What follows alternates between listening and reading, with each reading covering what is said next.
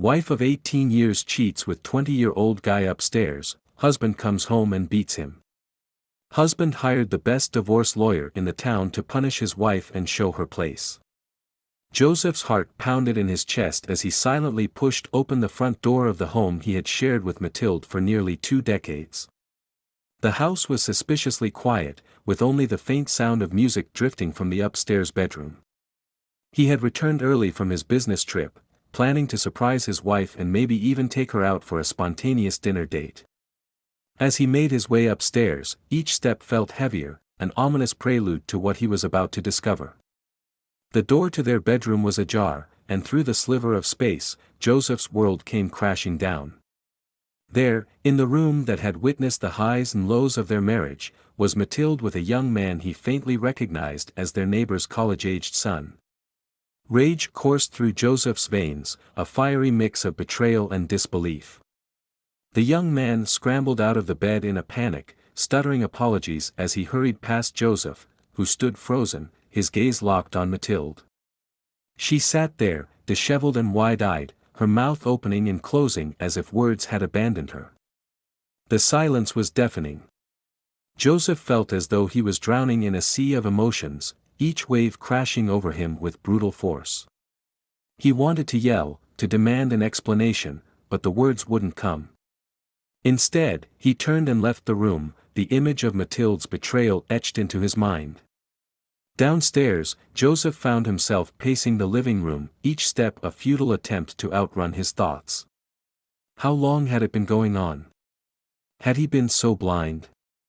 The trust and love he had for Mathilde, once unshakable, now felt like a distant memory, replaced by a chasm of hurt and anger. Mathilde's footsteps echoed down the stairs, a tentative approach that Joseph neither welcomed nor rejected. She stood there, a few feet away, her eyes brimming with tears. "Joseph, I can explain," she began, her voice a mere whisper. "Explain?" Joseph's voice was cold, devoid of the warmth it once held for her. "How do you explain this, Mathilde? 18 years, and for what? For a fling with a kid?" Mathilde reached out, but Joseph recoiled. "I never meant to hurt you," she said, her voice breaking. "Hurt me?" Joseph laughed, a sound that held no humor. "You've done more than that. You've broken everything. Our marriage, our family, it's all a lie." The conversation that followed was a blur of accusations and pleas. Mathilde's remorse battled against Joseph's disillusionment, but the damage was irrevocable. As the night wore on, the once warm and loving home felt more like a battleground of broken promises. Joseph didn't sleep that night. Instead, he sat in his study, surrounded by the remnants of a life he thought he knew. As the first light of dawn crept through the window, he made his decision.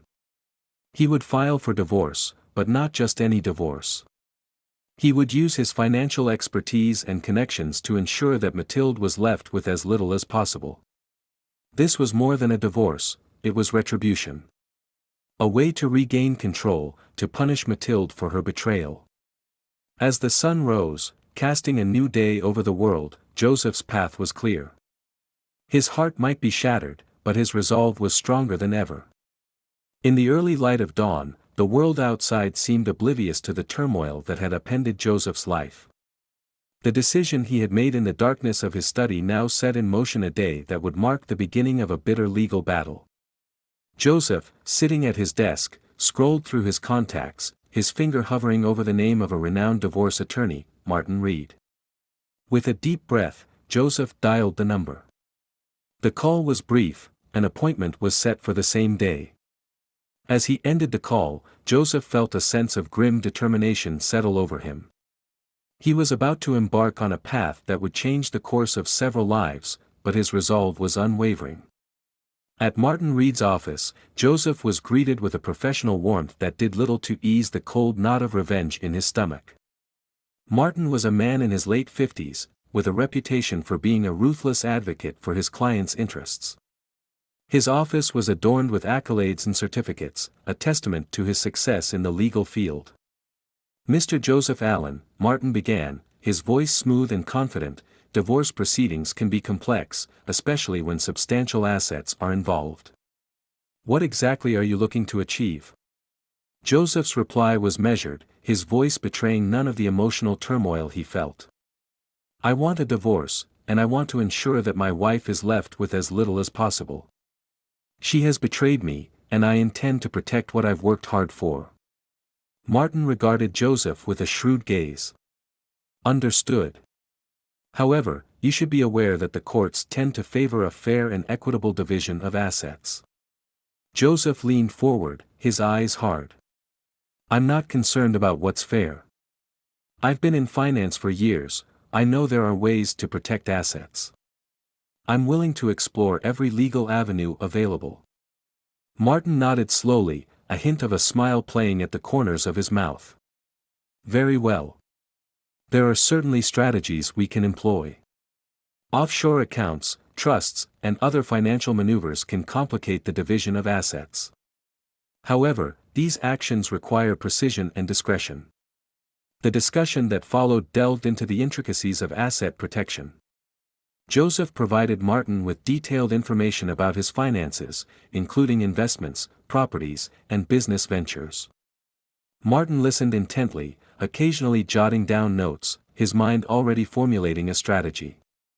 As Joseph left Martin's office, a plan began to take shape. He knew that the coming months would be a labyrinth of legal procedures and financial maneuvering. He was prepared to do whatever it took to emerge victorious, even if it meant dragging Mathilde through financial hardship. Back home, the house felt more like a shell, void of the warmth and love it once held. Mathilde had moved to stay with a friend, leaving Joseph alone with his thoughts. He sat in the quiet, the only sound the ticking of the grandfather clock, a reminder of the relentless march of time. As he pondered his next moves, Joseph realized that this battle was not just about money or revenge, it was about regaining control over a life that had been thrown into chaos. The stakes were high, and the path ahead fraught with moral and ethical dilemmas. But for Joseph, the course was set. He would see this through, no matter the cost. The courtroom felt like an alien world to Mathilde, its solemnity a stark contrast to the chaos that had engulfed her life. Sitting across from her, Joseph appeared as a stranger, his face an impassive mask. As the proceedings began, Mathilde felt a chill of apprehension. She knew Joseph was planning something, but the extent of it was still a mystery.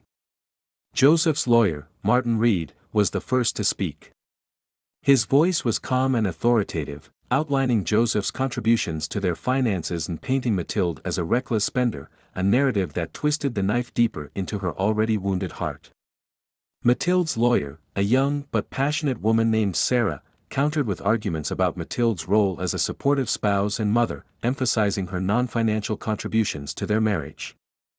As the arguments flew back and forth, Mathilde's mind wandered to the days when she and Joseph had been a team, tackling life's challenges together. She remembered his laughter, the way his eyes crinkled at the corners, and the gentle way he used to look at her. Those memories now seemed like relics from another lifetime. The focus shifted to the division of assets. Martin presented a detailed account of Joseph's finances, but Mathilde could sense something was amiss. The numbers didn't add up. There were properties she didn't recognize and accounts that seemed conveniently depleted. It was clear to her that Joseph had been moving assets around, creating a financial smokescreen.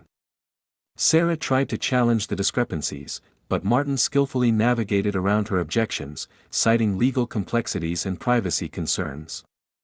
Mathilde felt a growing sense of helplessness. Joseph's plan was unfolding just as he had intended, and she was caught in its unforgiving gears. As the day wore on, the legal jargon and financial details swirled around Mathilde like a tempest, confusing and disorienting her. She felt small and insignificant in the face of such calculated legal maneuvering. The court adjourned for the day, leaving Mathilde with a heavy sense of dread about what was to come. That evening, alone in her friend's guest room, Mathilde reflected on her situation. She had known that the divorce would be difficult, but she had underestimated Joseph's determination for revenge. The realization that she might be left with nothing after the divorce was a sobering thought. She had been dependent on Joseph for financial stability, and now that safety net was being ruthlessly pulled away. Mathilde's thoughts turned to their children, who were staying with Joseph. She missed them terribly and worried about the impact of this battle on them. She longed to shield them from the ugliness of the proceedings, but she felt powerless to do so.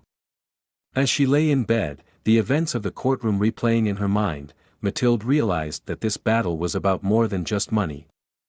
It was a struggle for dignity, for fairness, and for a chance to rebuild her life.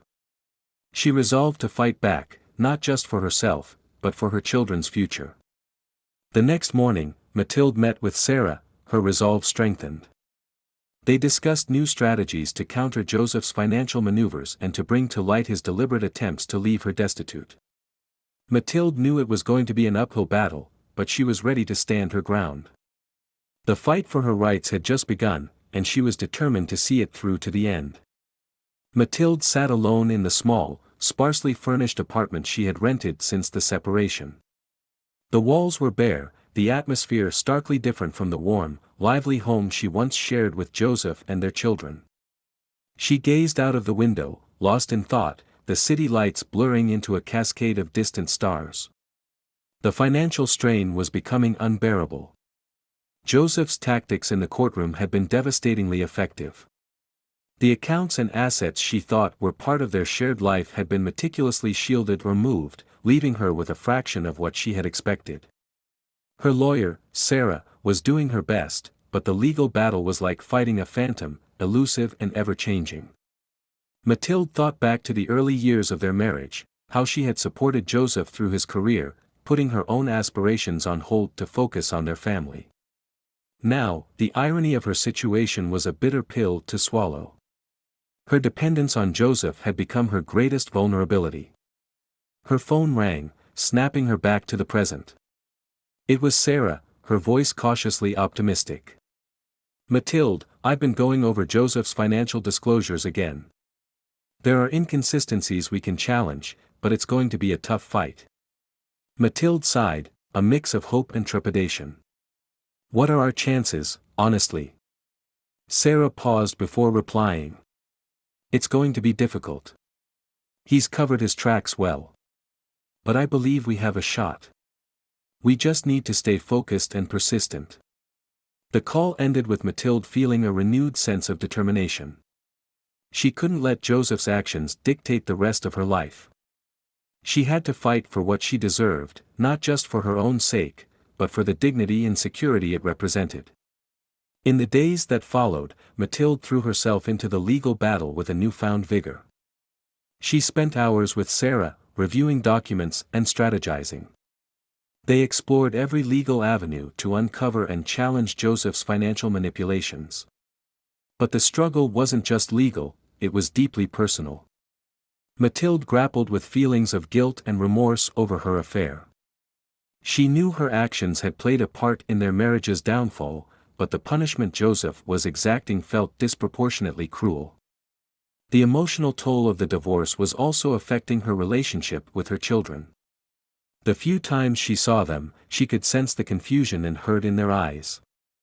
They were old enough to understand that their parents were in conflict, but too young to grasp the complexities of the situation.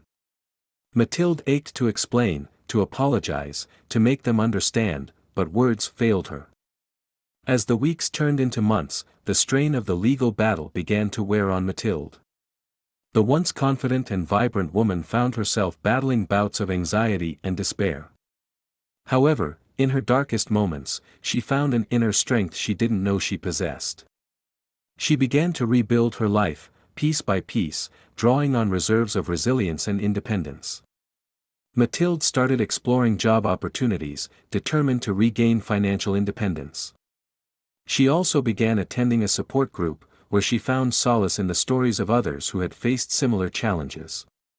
It was a slow and painful process, but with each passing day, Mathilde found herself growing stronger, more self-reliant. The battle for her financial rights was far from over, but Mathilde was no longer the same person who had sat helplessly in the courtroom months ago. She was ready to face whatever challenges lay ahead, armed with a newfound sense of purpose and determination. The day the divorce was finalized, Joseph sat in his car outside the courthouse, the document declaring his marriage to Mathilde officially over resting on the passenger seat. He had won, just as he had planned. Mathilde was left with minimal financial support, her life a stark contrast to the comfort and security she had known. But as Joseph stared at the courthouse, a sense of emptiness gnawed at him. The drive home was a blur. His thoughts were a tumultuous sea, waves of victory clashing with undercurrents of doubt and regret. When he arrived, the house was quiet, a silent testament to the cost of his revenge. Joseph wandered through the rooms, each one echoing with memories of laughter, arguments, and moments of shared love.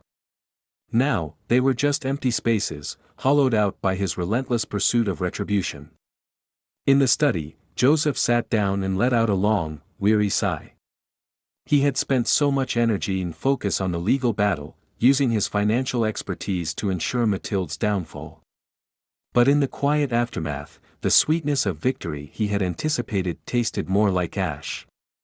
He thought of Mathilde, not the woman who had betrayed him, but the woman he had fallen in love with. He remembered her smile, the way her eyes lit up when she laughed, the countless days and nights they had shared dreams and plans for the future. In his quest for revenge, had he lost sight of the person she once was to him? The person he had vowed to cherish and protect? Joseph's thoughts were interrupted by the sound of his children returning from school. Their voices, once the heart of the home, now sounded distant, like echoes from a life he had willingly shattered. As he greeted Mia and Ethan, he saw the confusion and hurt in their eyes. They were trying to adjust to the new normal, but the scars were evident. Joseph realized that his actions hadn't just punished Mathilde, they had wounded the very people he loved most. In the following weeks, Joseph found himself reflecting more on his actions. He recognized the bitterness that had consumed him and the impact it had on everyone around him. He began to understand that his pursuit of revenge, while momentarily satisfying, had cost him dearly, not just in terms of his relationship with Mathilde but also the emotional well-being of his children and his own inner peace. Meanwhile, Mathilde was rebuilding her life with resilience. Despite the financial hardships, she found strength in her newfound independence. She secured a job, and though it was a far cry from the life of comfort she had known, it gave her a sense of purpose. Her relationship with her children, strained at first, began to heal as they saw her efforts to create a stable and loving environment for them. Months later, Joseph reached out to Mathilde. They met at a cafe, a neutral ground laden with the weight of their shared past. The conversation was tentative at first, but as they talked, there was a sense of mutual understanding and regret for the pain they had caused each other and their children. The meeting ended with no dramatic resolution, no rekindling of lost love, but with a shared commitment to co-parent their children with respect and kindness. As Joseph drove back home, he felt a sense of closure. The battle was over, and it was time to focus on healing and moving forward. For both Joseph and Mathilde, the end of their marriage marked the beginning of a new chapter, one where the lessons of the past shaped a future built on self-reflection, forgiveness, and hope.